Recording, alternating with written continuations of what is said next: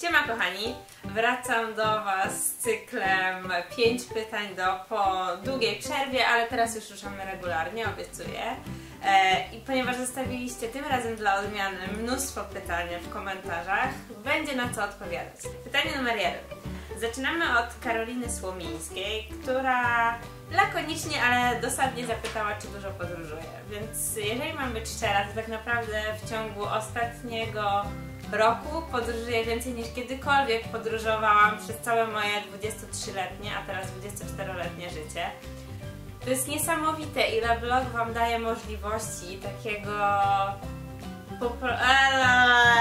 żeby jeździć, zwiedzać i też relacjonować dla Was różne zakątki świata i wydarzenia z różnych zakątków świata i za to jestem mega wdzięczna i mam nadzieję, że zostaniecie ze mną jeszcze długo i będziemy tak jeździć po całym świecie.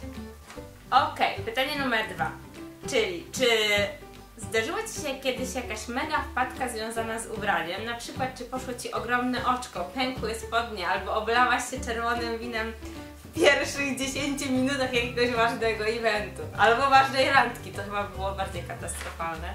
Pamiętajcie, że nie ma takiej żenującej sytuacji, która by mi się nie przytrafiła. Moją ulubioną, która myślę przekona Was do tego, że należy zawsze być sobą, a jak zdarzy Wam się jakiś fuck up po drodze, to naprawdę get over it. Było wydarzenie na Fashion Weeku w Łodzi, kiedy czwartego dnia, maksymalnie zmęczona i maksymalnie niewyspana, w 15-centymetrowych obcasach wparowałam o 10 rano do hali głównej. Tam, gdzie jest recepcja. Wiecie, ciche rozmowy, jeszcze mało kto jest, na szczęście. Idę, taka wyfiokowana, taka niunia, sobie chodzę. Zawadziłam o wykładzinę i poleciałam jak długa przy przejściu do showroomu. Pierwszy moment to było coś jak w Seksie w Wielkim Mieście, kiedy Carrie idzie po wybiegu i runie. Pierwsze 3 sekundy, co? Wstajesz, podnosisz się, idziesz dalej i udajesz, że nikt nie widział. Na szczęście nikt nie widział i to było chyba jedyne co dobrego mogło mi się przydarzyć tego dnia. Ale pamiętacie magazyn Twist i żenady miesiąca? W skali od 1 do 10 dałabym sobie 100.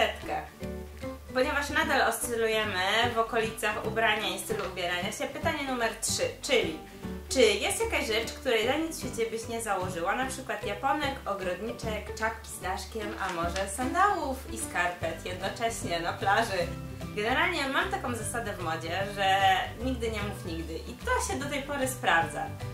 Chodzi o to, że po co się ograniczać, po co mówić, że nie założę białych kozaczków, jeżeli za 3 lata nagle się okaże, że tylko o nich marzę i nie mogę spać w nocy, albo że nie będę nosiła skarpet i sandałów jednocześnie, kiedy pojadę do Międzyzdrojów na plażę i okaże się, że zostałam zarażona tym hitem. Generalnie po prostu nie przejmujcie się zasadami, nie kierujcie się tym, co można, czego nie można, próbujcie sami i eksperymentujcie.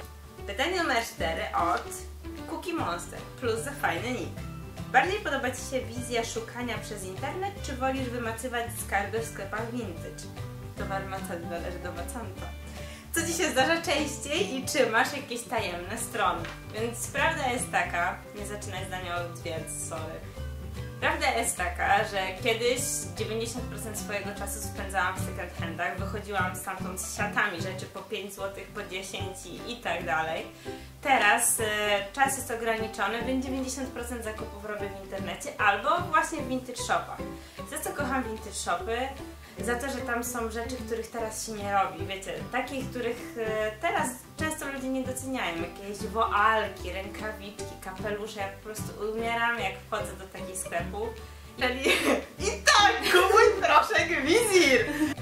I tak, jeżeli jestem gdzieś za granicą albo w jakimś niezwykłym miejscu, to rzeczywiście korzystam z magii, jaką oferują vintage shopy, bo takich ubrań nie znajdziecie normalnie w zwykłych sklepach.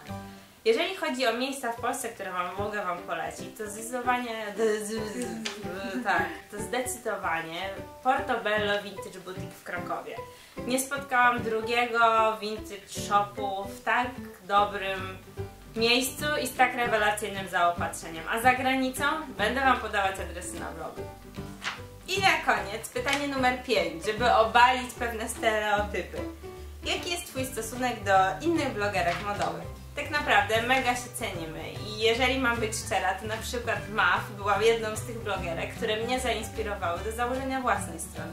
Stylistykę mamy zupełnie różną, ale w inspiracjach nie chodzi o to, żeby kalkować coś, co widzicie gdzieś tam czy w internecie, tylko żeby robić z tego coś własnego. I myślę, że gdyby nie Julia, gdyby nie wiele innych blogów zagranicznych także, które śledziłam, no to nie byłoby mnie tutaj dzisiaj i nie rozmawialibyśmy sobie tutaj na vlogu. To wszystko na dziś. Dziękuję bardzo, że ze mną byliście i pamiętajcie o tym, żeby zadawać pytania w komentarzach poniżej i subskrybować kanał. Obiecuję, że teraz nie będziecie musieli długo czekać na kolejny odcinek. Pa, pa!